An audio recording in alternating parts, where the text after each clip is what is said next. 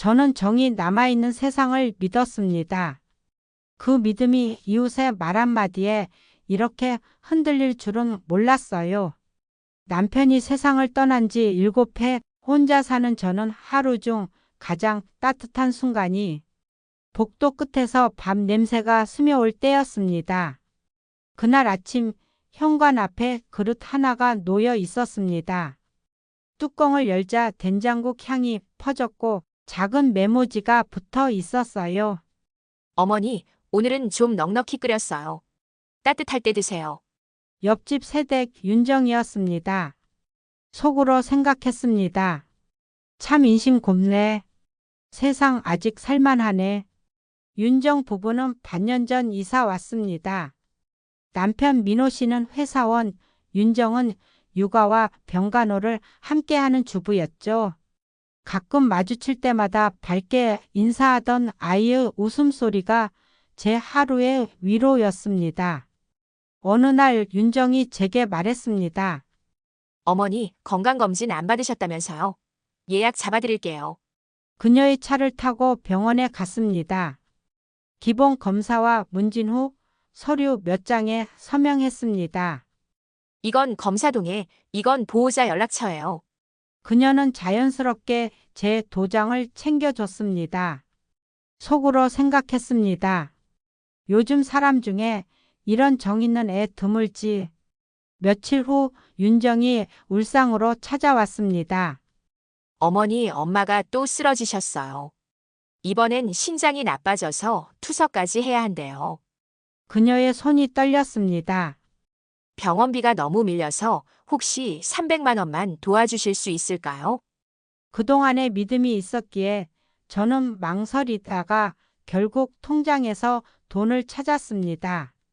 급하겠다. 얼른 갚으면 되지. 윤정은 눈물을 글썽이며 제 손을 잡았습니다. 정말 감사합니다.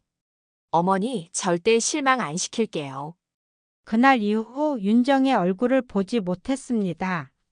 문 앞에 놓이던 그릇도 사라졌죠. 속으로 생각했습니다. 병원 지키느라 바쁜가 보네. 그런데 며칠 뒤 복도에서 들리는 대화. 그 할머니 윤정 씨한테 돈 빌리고도 안 갚았다더라. 정말? 인상은 참 좋으신데. 손이 떨렸습니다. 저를 두고 하는 말이었습니다. 문을 열고 나가 조용히 물었습니다. 그 얘기 어디서 들으셨어요? 윤정 씨가 그러던데요. 그날 밤 잠이 오지 않았습니다. 속으로 생각했습니다. 그 애가 왜 그런 말을 했을까? 다음날 윤정 집 앞에 갔습니다. 문틈으로 TV 소리만 흘러나왔습니다. 그녀는 나오지 않았어요. 며칠 뒤 복도에서 마주쳤을 때 윤정아, 그 돈 말이야 혹시? 어머니, 제가 꼭 갚을게요. 그녀는 말을 끝내지 못했습니다. 그 후 사람들의 시선이 달라졌습니다. 엘리베이터 안에 있으면 다들 눈을 피했습니다. 그제야 알았습니다. 이웃의 소문이란 게 칼보다 날카롭다는 걸요. 얼마 뒤 우편함에 낯선 봉투가 꽂혀 있었습니다. 이정순 환자 기록이라고 적혀 있더군요. 안에는 병원 진단서 사본이 들어 있었어요.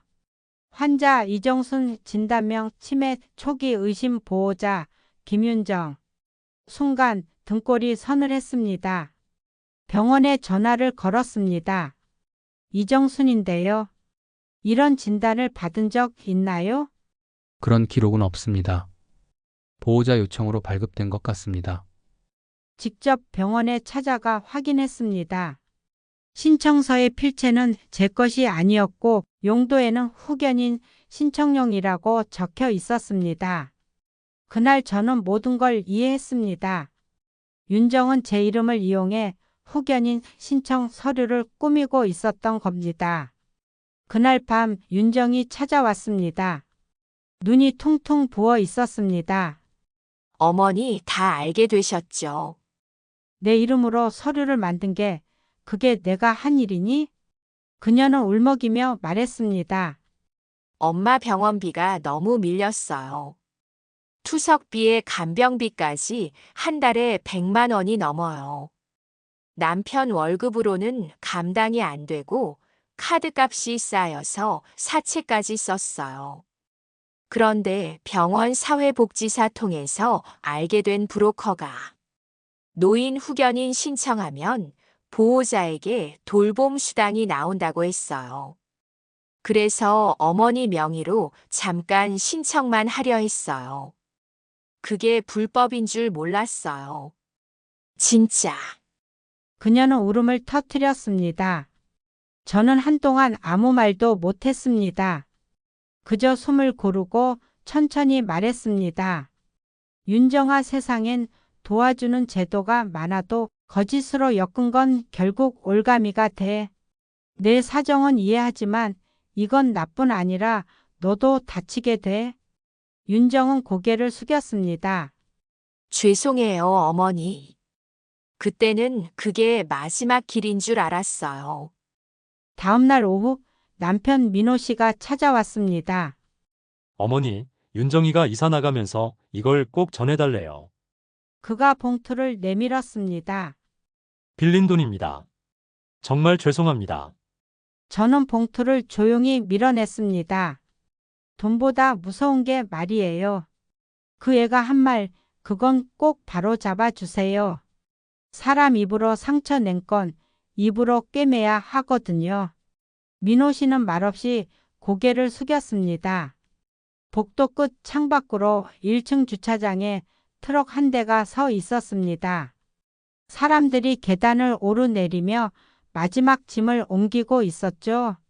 그날 밤 저는 미역국을 한 냄비 끓였습니다.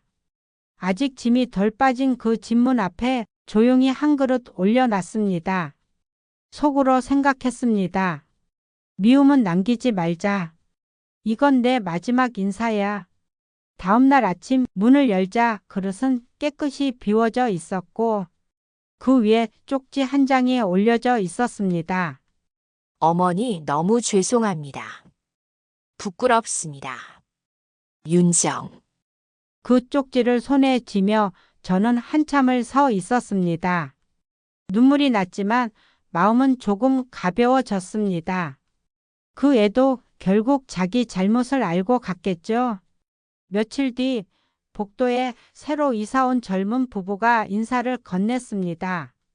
된장국 냄새 참 좋네요. 그 말에 저는 살짝 웃었습니다. 속으로 생각했습니다. 그래, 냄새라도 따뜻하면 됐지. 그리고 여러분, 이 나이에 제가 확실히 배운 게 있습니다. 사람은 누구나 사정이 있습니다. 그 사정을 이해로 바꾸는 건 용기지만 거짓으로 덮는 건 결국 죄가 되더군요. 이웃이란 문 하나 사이로 미움도 정의도 오갑니다. 하지만 끝내 남는 건 미움이 아니라 그 미움을 이겨낸 용서였어요. 그러니 혹시 오늘 문 앞에 누군가의 냄새가 스며든다면 그걸 원망 대신 따뜻함으로 받아주세요. 그게 우리가 사람답게 사는 마지막 방법이니까요.